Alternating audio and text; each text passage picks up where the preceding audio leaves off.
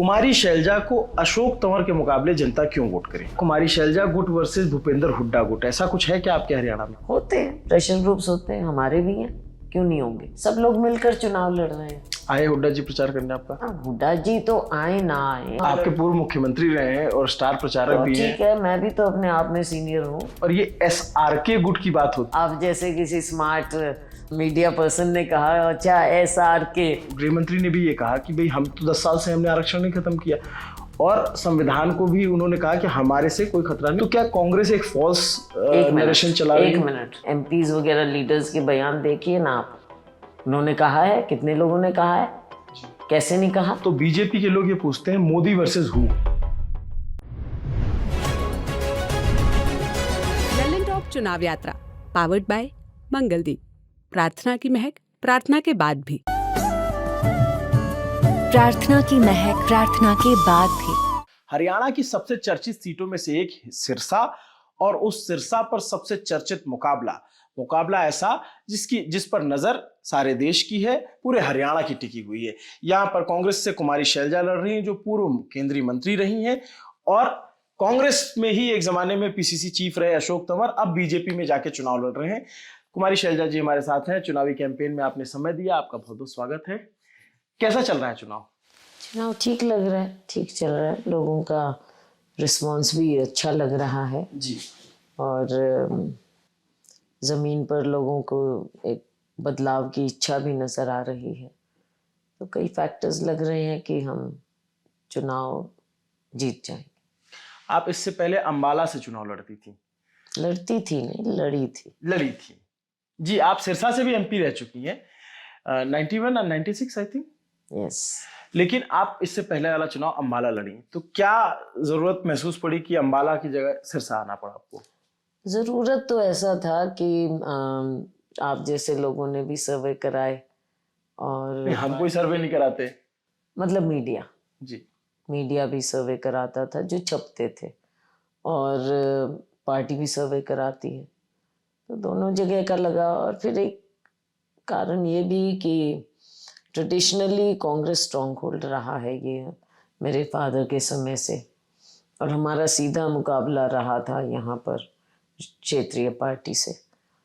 Party को बहुत हमने यहाँ मजबूत रखा। मैं खुद यहाँ पर चुनाव लड़ी, जीती भी हारी भी, पर पार्टी मजबूत रही हमारी। लेकिन अब बाद में महसूस हुआ कि जिनको पार्टी की बागडोर दी यहाँ, या यहाँ से पार्टी ने टिकट भी दिया, तो पार्टी कमज़ोर हुई बाद में। तो फिर लगा कि यहाँ पर, क्योंकि हमारे यहाँ पुरानी जड़ें हैं, रूट्स हैं, और बेशक मैं अम्बाला से चुनाव लड़ी, लेकिन यहाँ भी आना जाना मेरा बरकरार रहा।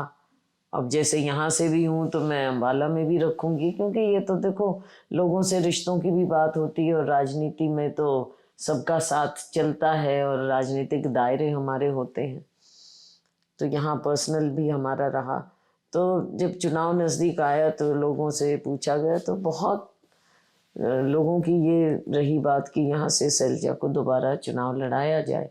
तो पार्टी ने इस पर विचार किया और मुझे यहाँ चुनाव लड़ने के लिए भेजा।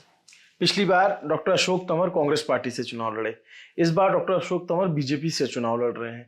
पिछला चुनाव बीजेपी ने यहाँ जीता अच्छे मार्जिन से।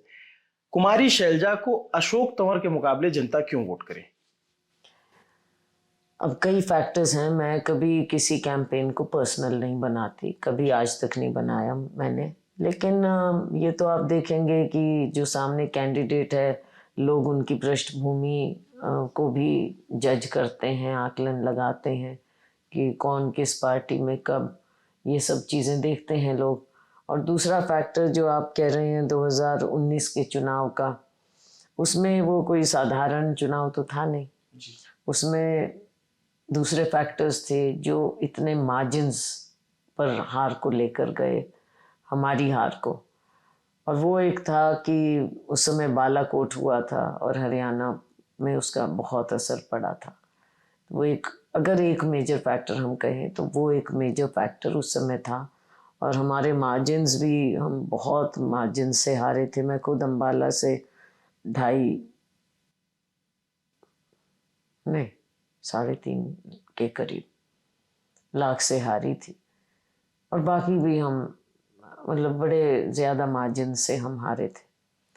लेकिन उसके बाद आपको थोड़ा और इसको देखना पड़ेगा बारीकी से कि 4 महीना बाद उसके जब अक्टूबर में हमारा विधानसभा का चुनाव हुआ तो स्थिति बहुत ज़्यादा बदल गई। स्थिति ऐसे बदली कि ये 75 पार बोलते थे नारा, और हम मीडिया के बहुत से लोग कहते थे कि आप डबल डिजिट पर नहीं आएंगे क्योंकि इन्होंने इतना ज़्यादा जीता है, 10 की 10 सीटें जीते हैं 19 में। लेकिन हम 31 सीट जीते स्टेट में 4 महीने के अंदर ही। फ़र्क हर बार अलग इश्यूज नज़र आए उस समय। तो 2019 लोकसभा एक्स्ट्रॉर्डिनरी, एक अलग असाधारण स्थिति थी। उससे अब तक बहुत कुछ बदला है, बहुत फ़र्क आया है। और ये भी मत भूलिए कि उस समय विधानसभा चुनाव में एक क्षेत्रीय पार्टी 10 सीट लेकर गई थी और फिर मिलीजुली सरकार बनी भाजपा की और जजपा की। अब लेकिन लोग फिर देख रहे हैं और तुलना तो करते हैं। देखो, वोट जब डालते हैं तुलना करते हैं। आज भाजपा से लोग बहुत असंतुष्ट हैं। ऐसा कोई असाधारण सब्जेक्ट सामने नहीं आया है जिसके कारण कोई स्वीप भाजपा सोचे। इस बार लोग असंतुष्ट हैं, गरीब असंतुष्ट है, महंगाई बहुत ज़्यादा है, बेरोज़गारी बहुत है। और हम देखें तो जैसे भाजपा ने हर एक को, चाहे वो किसान हैं और लोग हैं, किसी को ये संतुष्ट कर नहीं पाए हैं। छोटे दुकानदार हैं, ठीक है, मुखर नहीं, लेकिन आप दबाव से वोट नहीं ले सकते। कोई बिजनेस में है, छोटे दुकानदार, उनको नोटिस दे देंगे, कोई और होगा। आप भी अगर कुछ फ्रैंकली ज़्यादा बोलेंगे, आपको किसी ना किसी तरह से, मीडिया में भी हमने देखा है लोगों को दबाने का। तो ये दबाव की राजनीति ज़्यादा ये देश बर्दाश्त नहीं करता है। इस बार स्थिति बहुत, ये आपके आरोप हैं। मैं इस जानना चाहता हूँ आपके आपके प्रमुख मुद्दे क्या हैं?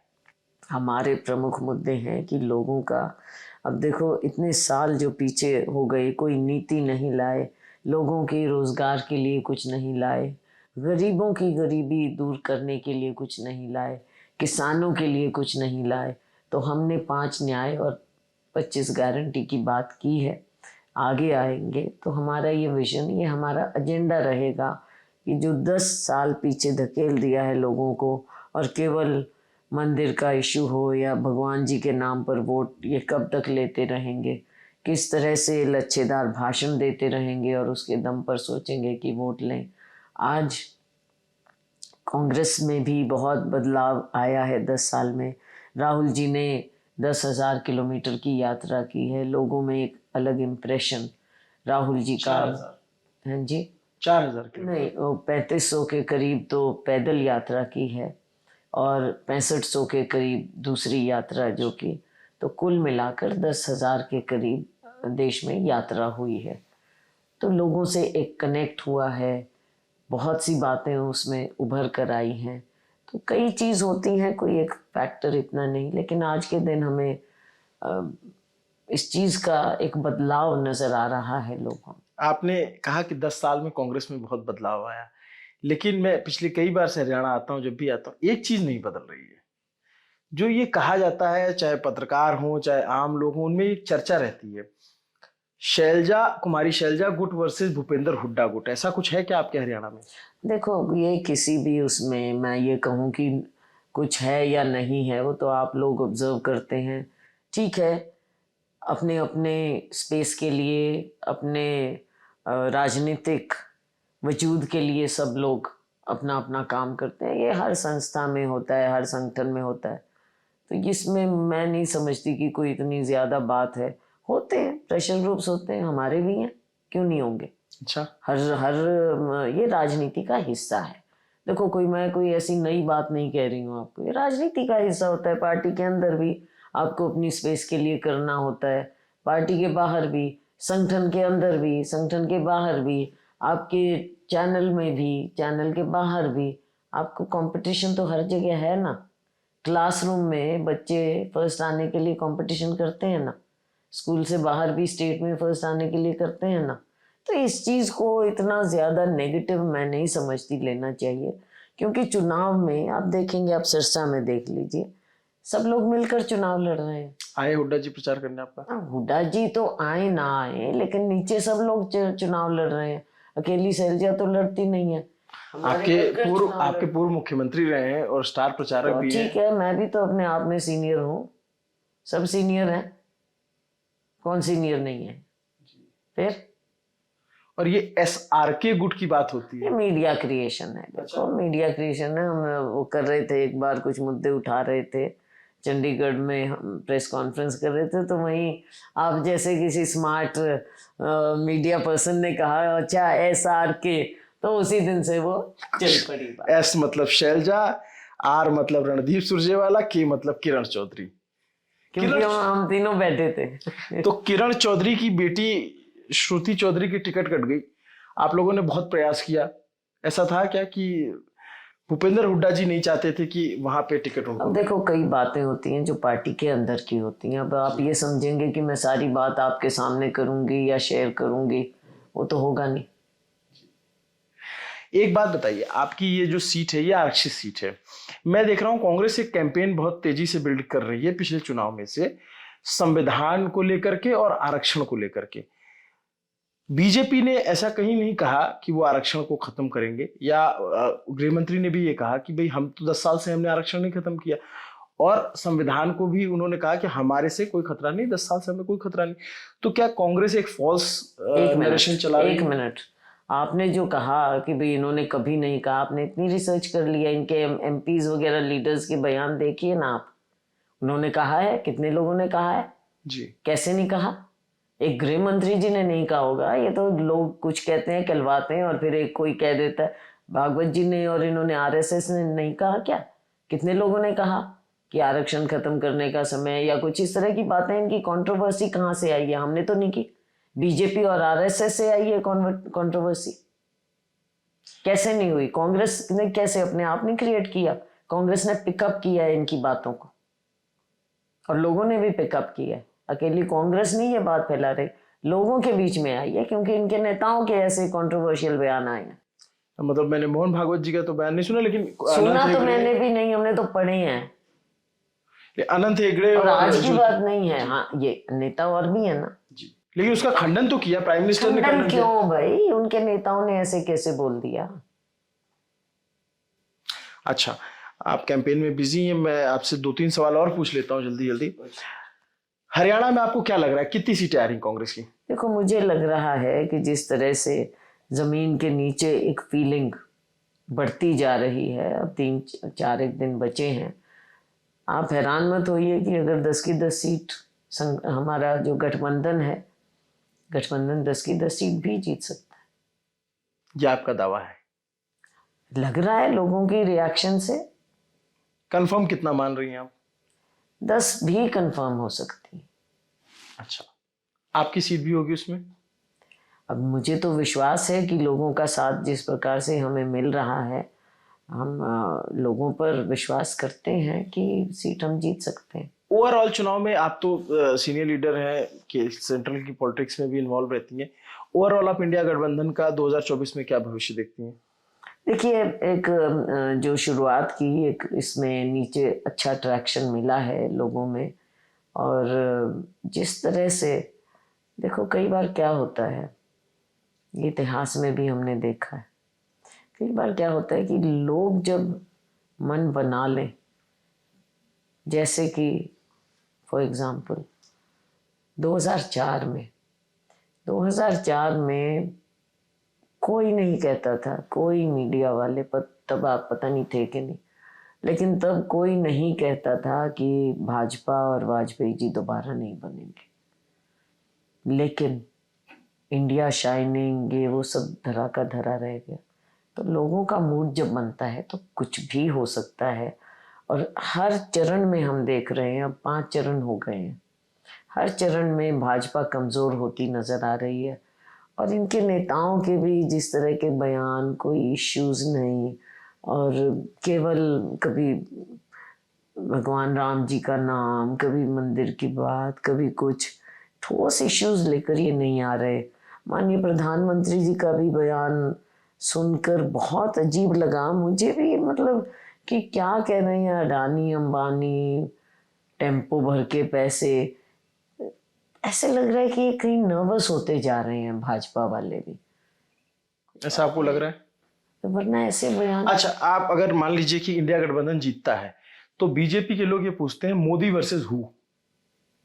देखो बीजेपी तो पूछेगी, लेकिन गठबंधन फैसला बेशक करे, लेकिन हमारी ओर से देखो सबसे बड़ी पार्टी है और राहुल गांधी जी हमारे नेता हैं, तो राहुल गांधी जी होने चाहिए।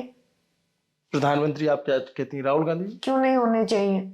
हालांकि फैसला तो उस समय होगा और राहुल जी का अपना भी फैसला क्या होगा, लेकिन सबसे बड़ी पार्टी होने के नाते उस समय फैसला जो भी हो, लेकिन मेरी पार्टी है, मैं कांग्रेस की हूँ, मैं तो चाहूंगी राहुल गांधी जी प्रधानमंत्री बने। चलिए, ऑन दैट नोट कुमारी शैलजा जी ने व्यस्ततम समय में समय निकाला हमारे लिए। आपको बहुत सारी शुभकामनाएं मैम, आप चुनाव लड़ रही हैं। आपको ये पूरी बातचीत कैसी लगी कमेंट करके जरूर बताइए। नमस्ते, मेरा नाम अभिनव पांडे है, मेरे साथ कैमरे के पीछे मेरे साथी मोहन कनौजिया हैं। देखते रहिए दी ललन टॉप। शुक्रिया।